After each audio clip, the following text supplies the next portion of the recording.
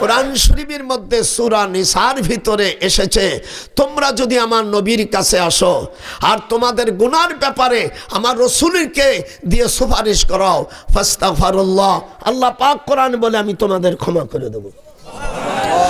ইয়াশফাউ ইয়াউমাল কিয়ামাহ, মুজারের সিগা দিয়ে শুরু হইছে।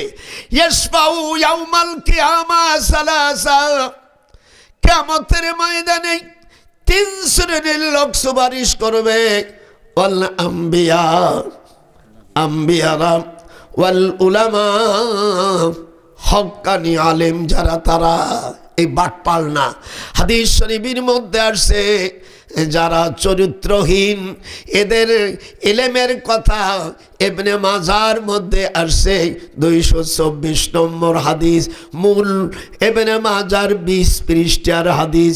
হুজুর বলেন আর শুকরের গলায় মণিমুক্ত ঝোলানো আর বে আলেম বা আমল, আলেমবিহীন আমলবিহীন আলেমের কথা হুজুর শুকরের গলায় মণিমুক্ত রাখার শামিল করে দিয়েছে। হস্তে গাদাদ তু কে চশমি